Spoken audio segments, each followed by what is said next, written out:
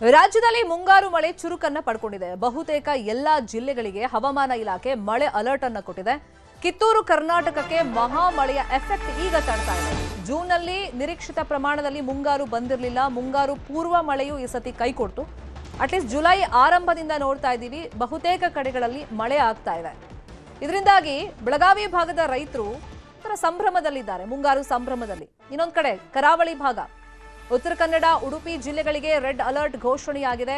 ಚಿಕ್ಕಮಗಳೂರು, ಶಿವಮೊಗ್ಗ, ಮಲೆನಾಡು ಭಾಗದಲ್ಲೂ ಕೂಡ ಮಳೆ ಆರ್ಭಟ ಇದೆ. ಜುಲೈ ಆರಂಭದಿಂದ ಕರಾವಳಿ ಹಾಗೇನೆ ಮಲೆನಾಡು ಭಾಗದಲ್ಲಿ ಮಳೆ ಆರ್ಭಟ ಇದೆ. ಇನ್ನು ಬೆಳಗಾವಿ ಭಾಗದಲ್ಲೂ ಮಳೆ ಆರ್ಭಟ ನಾವು ನೋಡ್ತಾ ಇದ್ದೀವಿ. ಮತ್ತೆ ಮಹಾರಾಷ್ಟ್ರ ಭಾಗದಲ್ಲಿ ತೀವ್ರ ರೀತಿಯಲ್ಲಿ ಮಳೆ ಆಗ್ತಿರೋದ್ರಿಂದ ಮಹಾರಾಷ್ಟ್ರ ಬಾರ್ಡರ್ ಭಾಗದಲ್ಲಿ ರೈತರು ಸಂತಸದಲ್ಲಿದ್ದಾರೆ. ಬೆಳಗಾವಿ, ಚಿಕ್ಕೋಡಿ, ಬಾಗಲಕೋಟೆ, ಚಿಕ್ಕಮಗಳೂರು, ಶಿವಮೊಗ್ಗ, ಕಾರವಾರ ಬಹುತೇಕ ಜಲಾಶಯಗಳಲ್ಲಿ ಇದೀಗ ನೀರನ್ನ ನಾವು ಗಮನಿಸ್ತಾ ಇದ್ದೀವಿ. ಡೆಡ್ ಸ್ಟೋರೇಜ್ ತಲುಪಿತ್ತು ಕೆಲವೊಂದು ಡ್ಯಾಮ್ಗಳು, ಬಟ್ ಈಗ ತುಂಬಿ ಹರಿತಾ ಇದೆ. ಹೊರ ಹರಿವಿನಲ್ಲೂ ಹೆಚ್ಚಳ ಆಗಿದೆ, ಒಳ ಹರಿವಿನಲ್ಲೂ ಕೂಡ ಈಗ ಹೆಚ್ಚಳ ಆಗಿದೆ ಡ್ಯಾಮ್ಗಳಲ್ಲಿ. ಆತಂಕ ಇತ್ತು, ಅಟ್ಲೀಸ್ಟ್ ಕುಡಿಯೋ ನೀರಿಗೂ ಸಮಸ್ಯೆಗಳಾಗುತ್ತಾ ಮುಂಬರುವಂತ ದಿನಗಳಲ್ಲಿ ಅಂತ.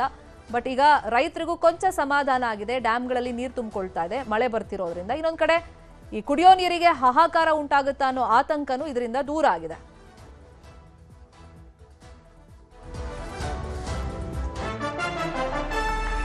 ಇನ್ನು ಮಹಾರಾಷ್ಟ್ರದಲ್ಲಿ ಭಾರೀ ಮಳೆ ಹಿನ್ನೆಲೆಯಲ್ಲಿ ಮೈದುಂಬಿದೆ ಕೃಷ್ಣ ಹಾಗೇನೆ ದೂದ್ಗಂಗಾ, ವೇದಗಂಗಾ ನದಿಗಳು. ಮಹಾರಾಷ್ಟ್ರದಿಂದ ಕರ್ನಾಟಕಕ್ಕೆ 1 ಲಕ್ಷ ಕ್ಯೂಸೆಕ್ ನೀರನ್ನ ಬಿಡುಗಡೆ ಮಾಡಲಾಗಿದೆ. ಚಿಕ್ಕೋಡಿ ವಿಭಾಗದಲ್ಲಿ ಒಟ್ಟು 6 ಸೇತುವೆಗಳು ಜಲಾವೃತವಾಗಿವೆ. ಪರ್ಯಾಯ ಮಾರ್ಗಗಳಲ್ಲಿ ಜನ ಸಂಚಾರವನ್ನ ಮಾಡ್ತಾ ಇದ್ದಾರೆ. ಇನ್ನು ನದಿಗೆ ಯಾರು ಇಳಿಬಾರದು ಅಂತ ಹೇಳಿ ಜಿಲ್ಲಾಡಳಿತ ಎಚ್ಚರಿಕೆಯನ್ನ ಕೊಟ್ಟಿದೆ. ನಿಪ್ಪಾಣಿ ತಾಲೂಕಿನ ಶಿರದವಾಡ ಗ್ರಾಮದ ಗದ್ದೆಗಳಿಗೆ ನೀರು ನುಗ್ಗಿದೆ. ಗದ್ದೆಗಳಿಗೆ ಅಪಾರ ಪ್ರಮಾಣದಲ್ಲಿ ನೀರು ನುಗ್ಗಿರುವಂತಹ ಪರಿಣಾಮ ಬೆಳೆ ಹಾನಿಯಾಗಿದೆ. ನದಿ ನೀರಿನಲ್ಲೇ ಜೋಳ, ಉದ್ದು, ಸೋಯಾಬೀನ್ ಬೆಳೆಗಳು ನಿಂತುಕೊಂಡ್ಬಿಟ್ಟಿವೆ.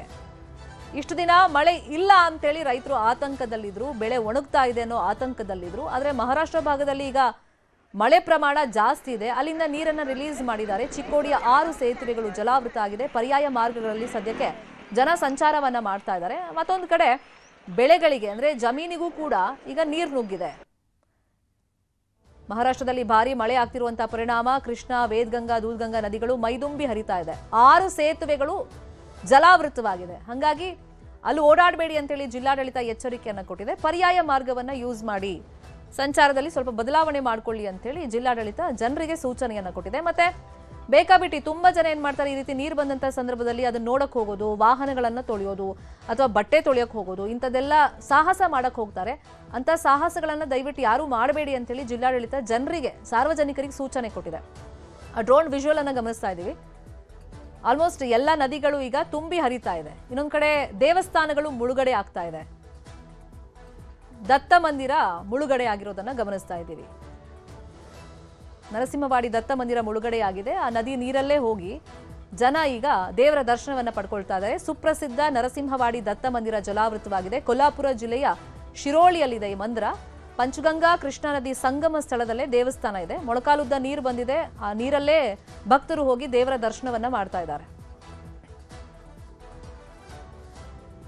ಇನ್ನು ಮಹಾರಾಷ್ಟ್ರದಲ್ಲಿ ಭಾರೀ ಮಳೆ ಹಿನ್ನೆಲೆಯಲ್ಲಿ ಬೆಳಗಾವಿಗೆ ಅಪಾರ ಪ್ರಮಾಣದಲ್ಲಿ ನೀರು ಹರಿದು ಬರ್ತಾ ಇದೆ. ನವಿಲು ತೀರ್ಥ ಜಲಾಶಯಕ್ಕೆ 4082 ಕ್ಯೂಸೆಕ್ ಒಳ ಹರಿವಿದೆ. 37 ಟಿಎಂಸಿ ಸಾಮರ್ಥ್ಯದ ನವಿಲು ತೀರ್ಥ ಜಲಾಶಯದಲ್ಲಿ ಸದ್ಯ ನೀರಿನ ಮಟ್ಟ ಏರಿಕೆ ಆಗಿದೆ.